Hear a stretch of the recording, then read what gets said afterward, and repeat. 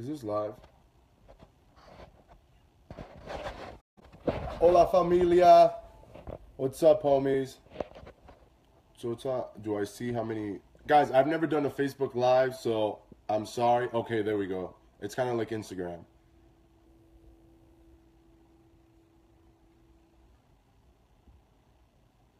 Are you Instagram Live?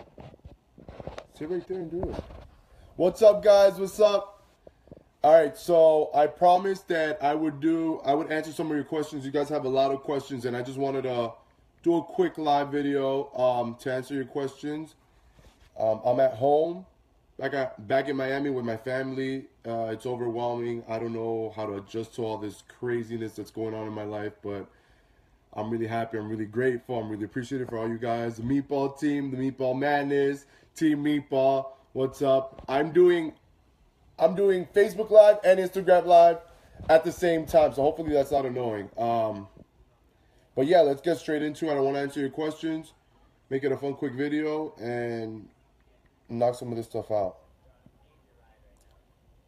What's up, Meatballs? Is from the season?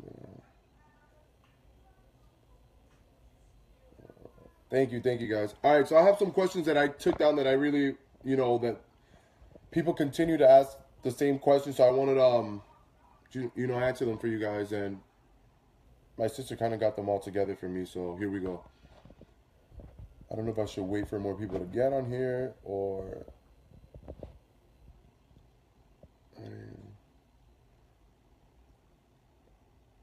Okay. All right, I'll just start and then you guys can share this stuff.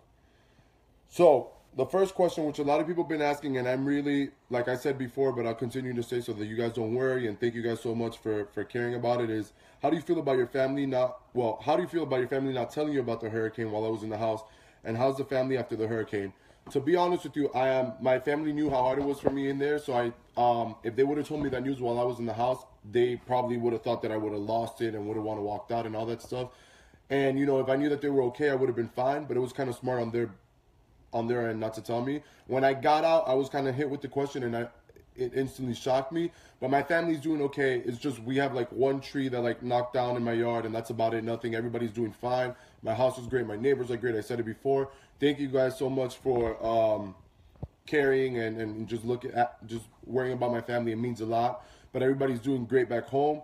And actually, one of my good friends, his family has a, that we're going to the Key West, which was really affected and hit pretty hard, and that's like an hour away from me. So tomorrow or sometime this week before I fly back to LA, we're gonna try to go down to Key West, and if I can get some links where we could just, do some things, I'll see what we can do. But yeah, I'm gonna do the best that I can to give back and help people out and try to clean up as much as I can around here while I'm in town. But yeah, my family's doing good. Did you even think you were going to win? And my next question, did you even think you were going to win? To be honest with you, the whole time I was playing the game, I was playing to win. I was not playing for anybody else. I was not playing to hand somebody else a check. I was in there to win. That was my one objective. I wanted to win, and I was doing it for my family. So I don't know if you guys saw that all along because I haven't watched anything, but I was playing for me. I wasn't playing for anybody else. And I did think that I was going to win, but I knew the odds that were against me at one point.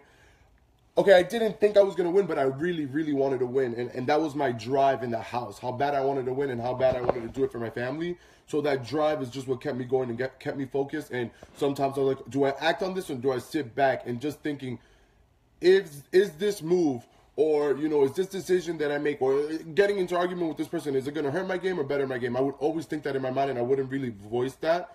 But yeah, it was always in the back of my mind. I'm still shocked that I won. I really I can't process it. It's kind of crazy, but yeah, I won.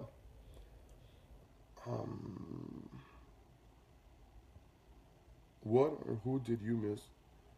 And who did I miss the most while I was in the Big Brother house? I think you guys know that in the live streams. I was saying it all the time. My family, my siblings, and just my life in general, just my friends. And yeah, I missed home and I missed my family a lot. So yeah. Have you seen all the GIFs out there of you? What the hell? Guys, I did not know that I made so many facial expressions and how funny, my facial expressions would be like me and Paul, every time somebody was running their mouth or saying something, we would literally hit the side eye. So it's funny. All the gifs are hilarious. I honestly haven't seen. I've seen the ones that were like, you know, that were like kind of like out there trending and stuff. But it's pretty cool. I mean, it's awesome. I never thought I'd be a gif. So yeah, it's kind of weird seeing yourself and people's like my friends sending it to me and my family. It's kind of crazy, but yeah, it's cool.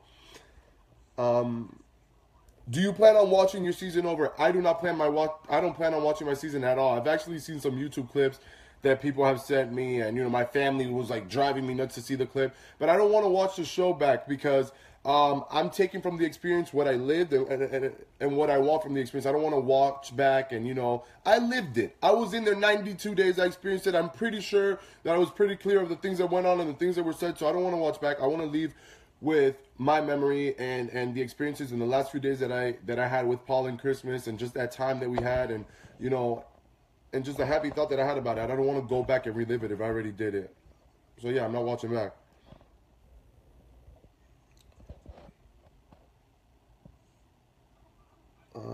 Okay, what does slop consist of? And is it really as bad as everyone says? Guys, slop was horrible. Everybody's talking about this weight loss. To be honest with you, I kept it up in the house. And still I was eating unhealthy as well. But slop sucks. It's horrible. Just the texture of it, it's like steel hard cut oats, and then it's like protein powders and stuff like that. It's bland. I mean, Matt and Mark loved the slop. They were on slop kind of the whole summer. But me, I need rice, beans, steak, plantains, food with seasoning, not red pepper flakes, but seasoning. So yeah, slop for me was brutal, man. But yeah, it sucked. Will you go to Kevin's Thanksgiving party? Guys, I'm going to Kevin's. I'm going to Boston. It's gonna happen. I'm gonna go hang out with his whole family. They you know, they're great people. They have big hearts, and yeah, for sure I'm gonna go visit Kevin. I don't know if Thanksgiving, I hope so, but my family's huge on Thanksgiving holidays in my house are huge. It's like the whole family, friends, everybody comes over. So I don't know about Thanksgiving, but for sure I'm gonna go crash at Kevin's one of these days. Love you, Kevin. Okay. Can you laugh and scream like you did in your interview with Dr. Will? I honestly didn't even watch back that interview, so I'm pretty sure that it was how I was laughing and screaming while I was in the damn house the whole time. But no, I don't want to scream anymore. Everybody thinks that I scream when I talk. I'm just a loud person. But yeah, I'm tired of screaming. Did I get custody of Theodore or Orwell? No. Christmas actually took Theodore back home. She has Theodore with her. I mean, she got Theodore. And Orwell, I was in such shock when I walked out the house that I completely forgot about Orwell. It's horrible. But hopefully production sends me out Orwell and I can hook him up with a bandana and stuff and yeah, pimp him out. But yeah, I miss Orwell, dude. He was my buddy. Are your parents going to hide your pots and pans? The funny thing is the first thing that my mom said is like, you are not bringing none of my pots and pans. It's not happening. You're not going to storm her. She's tired of that. She had enough of it. She thinks it's obnoxious. That was the point. I was supposed to be obnoxious. I was trying to be annoying. I wanted to drive people nuts. I'm playing a game. But no, I can't pot and pan around my house, dude. She's not having it. How do I feel now that I can sing? It feels like freedom. I don't have to constantly be yelled at about not being able to sing. It's like I can sing The Lion King, The Circle of Life, You Got a Friend in Me. Ain't nobody gonna stop me. You can't stop me. So it feels good, dude. This is the thing. In my house, we wake up with music. We go to sleep with music. Music is blasted. It's like if it were the speakers in the house, constantly in my house. And music makes me happy. So how can you take that away from me? What? So yeah, I'm happy that I can sing. Sorry, I'm getting questions here, but I already have some questions written down that it's like everybody's been asking me the same question over and over again. So I wanted to make sure that I knock these out, and then if I have time, I'll answer some of your questions, guys. So I'm answering the ones that people have been asking me repetitively. How do you feel now? It seems like you underwent the greatest personal growth of any of the house guests.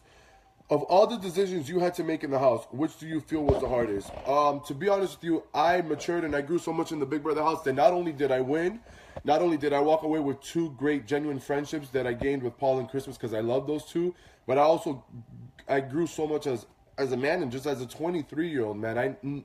No other experience could give me the growth that I've gained in that house. Nobody would understand unless you played the game and unless you've been in that experience how hard it really is and how tough it can be. And you really gotta self-reflect and go look within the strength inside of you to keep pushing forward and to keep to keep moving on and keep playing the game, because the game can mentally drain you. It drives you nuts. Everybody, if you left on week 2, you still had to play the game. You were still in there, and you know how exhausting it could be. So to be honest with you, I need a lot of downtime and just chilling and relax. But the love that you guys are giving me is overwhelming. I don't know if I can. I know I say and I repeat everything a lot, but I don't have no other words. But besides, I appreciate the love that you guys are giving me, and yeah, the stress was hard and it was difficult, but it made me grow personally as an individual, and I'm forever grateful with CBS and Big Brother for the experience, and I'm happy that you guys at least seen my growth, so that's huge. Everybody keeps asking, would you do the Amazing Race with Mark? I think Mark would do the Amazing Race with Elena. I think they should do it. Marlene, I fucking love those 2. They're funny. In the house, they would drive me nuts sometimes, but, they're cool people, and I love those 2. So I hope Marlena gets the Amazing Race. But, I mean, if they want Mosh, then Mosh will do the Amazing Race. But for now, I need a break, man. I don't think I could jump straight into another show, to be honest with you. What would be your strategy if you played again? Funny thing is, I would continue to remain being myself because it's what got me to the end. I can't downplay my intelligence anymore because obviously everybody knows that I'm not the dummy they thought I was. I don't think I'll be underestimated because I won. So I think that I don't know what my strategy would be. I think I played a pretty good game, and a lot of people didn't see it, and it was overlooked. But at the same time, I downplayed my intelligence, and I downplayed my game a lot in order to get where I got, so I didn't pose a threat because I was very vocal with everything, and I outed a lot of people's game and drew a lot of attention, and a lot of my targets. A lot of people don't see this, but I placed targets like 4 or 5 people in that house, and even though I didn't get them out, they were always in the back of other people's minds to take those shots, and they did. So that was a great strategy that worked for me. Yeah, it was a little bit obnoxious and crazy, and people thought that I was arguing just to argue. No, I knew that Mark and Elena were great game players, and I knew that how well they knew the game, so I had to put a target on them. They literally gave me a slack of rope, and I pulled it in, reeled it in, and exaggerated and planted seeds in other people's heads to think that they were untrustworthy, which they were playing all angles, but that was the name of the game. But I needed people to think that they were untrustworthy and shady in order to place a target on the back and they could go, because that's the name of the game. But they were great game players, and I don't think that people understood that about my game. They thought that I was just arguing with no reasoning. I was arguing in order to place a target and draw attention to these people so that they can get, so they can get the boot and not me and not my allies, because they were all beasts of competitors. So yeah, I don't think I would change my strategy. I just know that I can't downplay myself as much because people already know how much I know the game and how good I played it. So yeah. Any vacation plans with the family? Who do you think you... Okay, so any vacation plans with the family? For sure we're going to take a vacation. I think the one thing, I don't think anybody, the fans or anybody would understand the transition from stepping outside the house and coming back into your real life. Okay, all right, Big Brother's done. Go, jump into your normal life. That's hard, man. I'm having a really hard time with that because all my friends want to do in family is talk Big Brother. I want to talk to you guys and answer all your questions, but in the same sense, I need a pause. Like, I need a break. I need to sit and just relax. I definitely need a vacation. I don't know what we're going to do or where we're going to go, but I know that my family was extremely stressed out during the whole experience. So I think we're all going to, go somewhere, have some fun, and chill. Probably the Caribbean or something. I don't know. Europe, something crazy. And leave it. Wait. Sorry, let me lower this. Okay.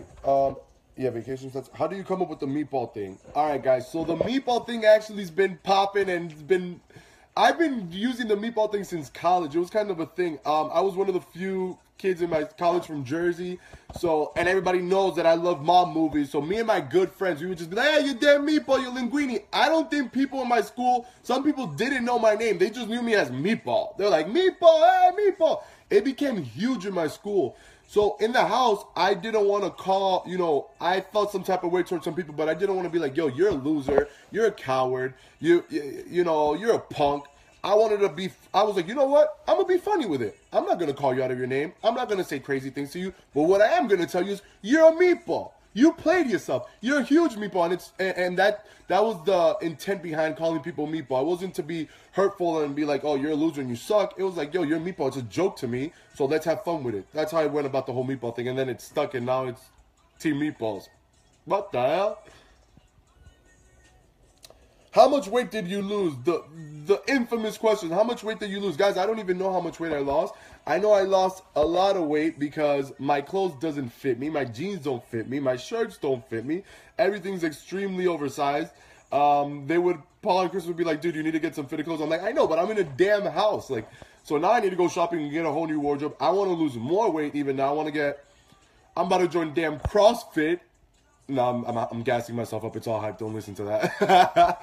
But yeah, I think I would say a good 20 pounds, 15 pounds. At least that's what I feel like I've lost. But people say I've lost more, but I think 20 pounds. You will always be remembered for your circus music and pots and pans. Did you ever dream you would make it to the... Okay, so I'm getting multiple questions at once. Sorry. So you would always be remembered for your circus music and pots and pans. I think it's funny that that's the one... I mean, I knew that it was going to be catchy, but I didn't think it was going to be like, you know, people doing videos and all this stuff. And my intent was never to, guys, I was playing a game. If I wasn't winning HOH, if I wasn't winning veto, I was trying to throw you off of your game. So the pots and pan things, I did it. I mean, where it kind of originated from was when, you know, we were going into Inked and Evicted, and Mark and Cody and Elena didn't know that I was staying. I already knew that I had the votes to stay. But I wanted them to throw them off their mental comp. So I woke up like at 9 in the morning. I was like, good morning, guys. And just pots and panned it out because I didn't want to give them a chance to study. From there, it was kind of like, you know, I'm going to be obnoxious. I'm going to be annoying. I'm going to drive you nuts because it was part of my game to drive people nuts and be like, you don't want to live with me. I want to leave. I want to get away from Josh. That was the point, guys. It was part of my game. It was part of my strategy to drive everybody nuts. And it worked. And it's kind of cool that it stuck. I didn't mean any harm by it. If anybody took it to offense, and I promise it was harmless. Sometimes, you know, it did become tense in that house, but it was harmless. It was just great fun, and I'm glad that people saw it that way. And now it's something that, you know, I had somebody in the airport come up to me, da, da, da, da, which was weird. But yeah, it's kind of cool. So yeah.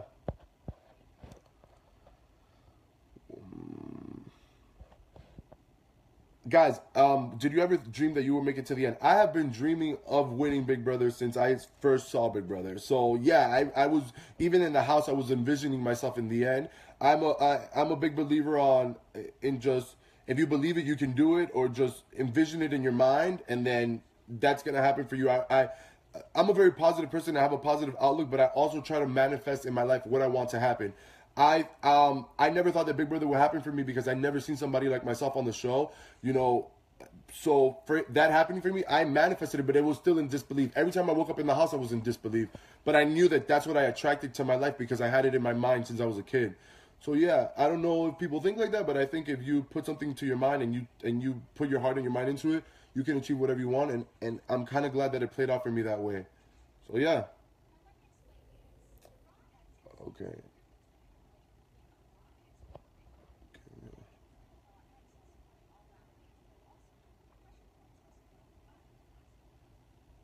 I love you guys too, guys. Thank you so much. Okay, give me a second. Okay, when will you come to Canada? Canada, I hear that I have a big fan base in Canada, so that's awesome. And I actually have some great news coming to you guys. I can't say anything, but I am coming to Canada sooner than you think. And as soon as I get all the details, guys, I'll let you guys know. But it's going to be Meatball Madness. We're going to have a great time. I can't wait to meet all my Canada fans. I think I'm a bigger fan of Canada than of Canada, you know, being a fan of me.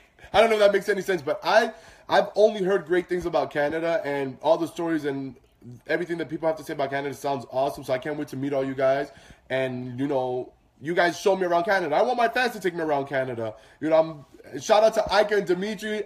I'm gonna be, you know, blowing their phones up when I'm out there, and hopefully they come to whatever it is that I'm doing out there. But yeah, I can't wait to go to Canada. And as soon as I get all the details, I'll put it out. But yeah, I can't wait. Not answering that question.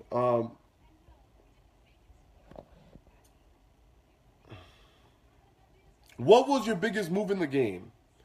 So, a lot of people don't think that I made a lot of moves in the game. But you know what? That's fine with me. My game was very underestimated, and a lot of people didn't realize how good of a game I was playing because I was underestimating. I wanted to be underestimated from all angles, physical, mental, and how well I knew the game. So that was the point. So it worked. Not only that, I played a very strategic social game. I had Jason and Alex. I was instantly an outsider because I was isolated, but I banded with Jason, Alex, Kevin, Jillian, Ramses, all the outsiders, because this 9-person alliance ego was so big. They thought they were going to jury and we were done, and they wouldn't even talk to us. So I instantly bounded with the outsiders, and that was a blessing. But I connected day one with Jason, and from there I built a relationship with Alex. So aligning with Alex and Jason week one was huge for me. Not only that, I had built a relationship. As soon as Paul walked into the house, I knew that he was crazy and he was going to play the game, but I knew that he was loyal. And if I showed him that in return, he was going to protect me and, you know, and stick by my side. I gave him that. It worked. I sat with him in final two. Christmas and me connected instantly. So not only did I have Jason and Alex on one end, I had Christmas and Paul in that inside group. Christmas was giving me information all the time, their pecking order, how they were going to do, the way they were going to remove. She was underestimating my gameplay to them. I knew that Paul was constantly, you know, downplaying me and all that stuff. And yeah, they thought it was a little crazy, but they protected me on that end, and I protected it on this end. I don't know if it was seen or how much you guys saw, but a lot of people in the outside group wanted to go after Paul when Cody was trying to rally. And I was just telling them, listen, Paul's loyal. He's a great game player. Yeah, he's playing a great game, and I don't know if we could beat him, but Paul's loyal, and you know, he's just the entertainer. Like, he's just here to entertain. He was a funny guy. He's not a threat. Like, he's chilling. So I downplayed a lot, and I protected Paul a lot in the outsiders group because Cody had a lot of people convinced. So I don't know if you guys saw that, but I did put in work protecting Paul and Christmas in the outsiders while they protected me with their group. And ultimately, I aligned. I got lucky and I aligned with the right people. We won most of the HOH competitions. If they were thrown, if they weren't, we won them. And they didn't come after me because I was aligned and I was locked in with them. So my social game, I think, was great. Not only that, having to make moves against Jason and Alex. Dude, they were strong competitors, and I knew that I couldn't beat them in the end, but I knew that I had to go against them. That was really hard, and it took a toll on me, but I knew that I had to take Alex out. And also, the damn golden apple. Everybody was giving me shit. Everybody thought that it was the worst move. And to be honest with you, I thought it was a bad move.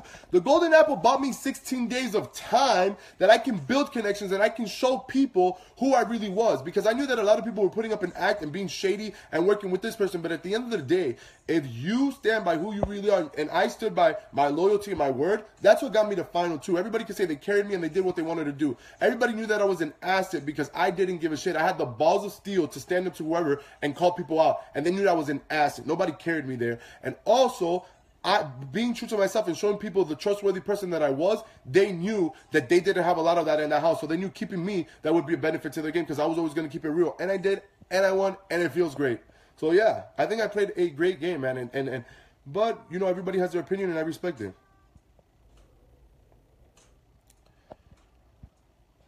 Favorite season and players. My favorite season has to be season 12, and just the brigade, man. The brigade, the way they played the house, the way that, you know, nobody knew they were working together. Nobody knew that they were, you know, how lethal and how good they were. The brigade. Favorite alliance, favorite season, season 12. Season 16 was a good season too, but we all know how that went. And what else? Yeah, season 12 was one of my favorite seasons.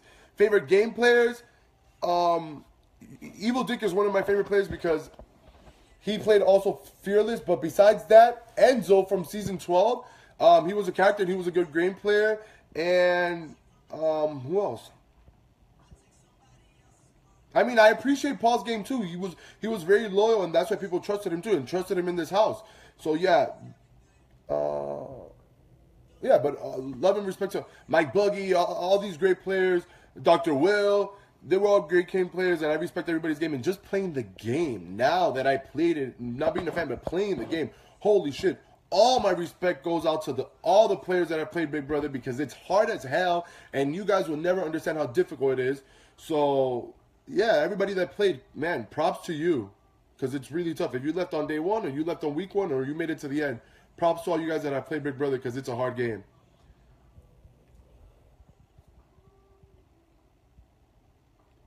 And I don't know if I said it, but Dan Giesling, guys, not only did he stay true to himself and stuck by his morals, but he played that everybody would say Dan Giesling, but he played a great game, and I respect it even more now that I played it than you know, when I was watching him as a fan.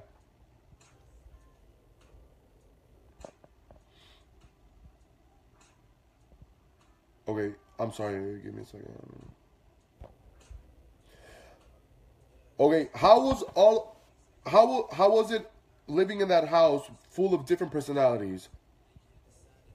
How did I get through the game without losing my mind? Well, obviously, if you ask me this question, and whoever's asking me this question, you're wrong, because I lost my mind every other week. I was losing my mind every other day. I lost my mind and said it how it was every other hour. So yeah, I lost my mind day one, I lost my mind. So whoever answered this and whoever keeps asking these questions, you have to go back and see, because I lost my mind the whole time from day 1 to day 92, and I owned it. How was it living with so many personalities? I thought I was a personality. I thought I was going to be the biggest personality. And then I instantly get hit with all these, like, you know, what I love about everybody, if I can say anything good about everybody, is that people were themselves. Well, for the most part, most of them, you know. Okay, yeah, people were themselves, and they owned who they were, and everybody was unique in their own way, and everybody had their own. Now, when the whole gassing up and the whole, you know, kissing ass started, that was corny. But besides that, people being themselves and owning their personalities and just being so different. Like, I mean, we have Whistlenut. I fucking loved Whistlenut. As soon as I saw him, he's like, I'm a rodeo girl. I was like, yes, I fucking love this guy. I fucking love this. So just everybody, Kevin, everybody, you know, they owned who they were, and it was pretty cool, and their personalities were over the top, if you ask me, everybody. But it was hard. It was extreme, but it's Big Brother, so I didn't expect anything less. How do we feel that we finally have our first Latino Big Brother winner after so many seasons? Guys, as a viewer, I would always say that. I'm like, damn, we haven't had a Latino win. We haven't had a Hispanic win the show. I'm like, and I said, I would joke with my mom, like, probably when I was like, I think like 2021, I was like, I'm going to be the first Latino winner. Watch. And they would be like, yeah, first you need to get on. I was like, watch, I'm going to be the first Latino winner. So to be the first Latino winner, and I said it, is amazing, man. But not only that, just all Hispanics in general, I hope that I made you guys proud. I knew that I was crazy, but that's just who I am. And I'm really proud that I can say that I was the first Hispanic winner, and hopefully many more to come. And then they start recruiting, and a lot of more Hispanics and Latinos start trying out and start going out for the show, because if you're a fan, man, playing the game is the coolest experience. So, yeah, shout out to my Pa arriba mi Latino, my Latino stand up, man love, and I'm happy that I won. So, yeah.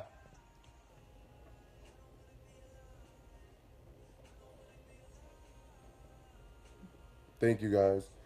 Guys, so these are a lot of questions, but I'm actually going to end it here because I have to go. I'm probably going to go out with some friends, and there's so many questions. I don't even think I got through the first half of them. But I'm going to be doing I'll do another Q&A with you guys real soon. Thank you guys for the love. Thank you guys for all the nice comments, all the videos, all the gifs, all the things that you guys send me. I love all the edits of me and Poshmas and Joshmas and all that stuff. I literally was watching them last night. So thank you guys for all the edits and all the love. And just, yeah, Team Meatballs, thank you. I'll talk to you guys soon. Deuces!